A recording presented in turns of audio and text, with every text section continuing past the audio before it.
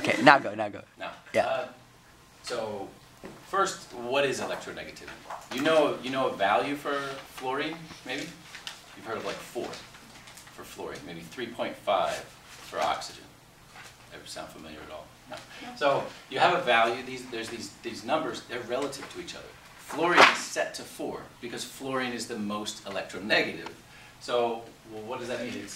Electronegativity is talking about, is giving you a relative value to compare how much the atoms are pulling on those electrons in the bond. So you've got these, well, if we're looking at fluorine and fluorine, they obviously pull on it the same, right? This fluorine atom and this fluorine atom, the electrons in the bond, so this line represents 2 electrons. Those electrons aren't drawn to one fluorine or the other fluorine any more or less. Then that's a nonpolar covalent bond. Then you have polar covalent bonds. So you have bromine and you have fluorine, and we've got these 2 electrons here, and electronegativity values and comparisons allow you to say, hey, those 2 electrons are going to be more attracted to that nucleus than that nucleus. Right? And then you need to be able to say why. Then we go ionic, right? Those electrons are way more attracted to fluorine than they are to sodium. And so if you're going to explain any trends, you have to talk about the particles that make up the atoms. And there's always 2 particles, right? So it's the protons and the electrons. So if you think here about, we're going to look at Z, the atomic number, but Z effective. What are the valence electrons feeling? How much of the nucleus do they sense? So if you're not sure what Z effective is, you need to look that up, right? So if we look at Z effective, obviously these are the same.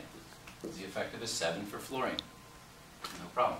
Z effective for bromine and fluorine is the same. So Z effective, or the amount of proton charge that the electrons feel, can't answer the question of why fluorine is more electronegative than bromine, because they're equal. Then we get to sodium and fluorine. Sodium is 1, fluorine is 7. So valence electrons, or if we were to try to make a covalent bond here, those electrons would only feel one of sodium's protons. That's very, compared to 7, so those electrons are going to be over here, right? There's a lot more attraction to the fluorine. And so you get sodium fluoride, sometimes in toothpaste, although they're making some different stuff now. So the other thing is,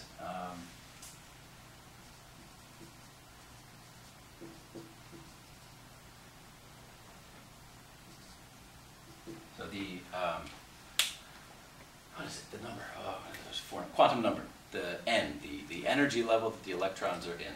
So that's N. So I wrote valence electron, N. Well, what outer energy level are the valence electrons? We're pointing to these electrons. We're thinking of those 2 electrons. Which nucleus are they more attracted to? Well, obviously here again, this is the same. They're in the second energy level. Everything's the same. They share the electrons evenly. Bromine. Bromine's in the 4th period. Its electrons, these 2 electrons are in bromine's 4th energy level. These 2 electrons are in fluorine's 2nd energy level. So if you want to know why fluorine is more electronegative than bromine, it's because the electrons in that bond are more attracted to the fluorine because it's the lower energy place. 2nd energy level. And then sodium, valence electrons would be in the 3rd, fluorine would be the 2nd, so it just reinforces it. All right, so why is fluorine the most electronegative? Fluorine will have a Z effective equal to or greater than any other element. So you look at a periodic table, any other element that bonds. So I'm not talking about the noble gases right now. Right? But its Z effective is 7. Halogens are all tied. Everything else is going to be lower.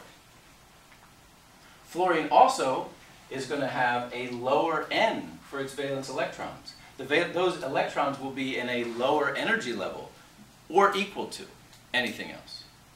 So we can look at some things and compare it. We can say, well, what about oxygen? The 2nd most electronegative element. Forget forget about what else it's bonded to. But let's talk about those electrons. Well, Z effective of is 6 compared to 7. So the electrons here in this bond, they do feel a lot of that nuclear charge, but they feel more from the fluorine, so they'd be more attracted to the fluorine. And then you might look at H and F. How about that? We've got Z effective, 1 compared to 7, but N, the valence energy level, this one's 1 and this one's 2. So this is the only element that would be lower, but Z effective is only 1. So those two electrons are still going to feel the fluorine nucleus way more. They're going to get closer to it. So that's a little bit about electronegativity. Make sure you mention protons and electrons.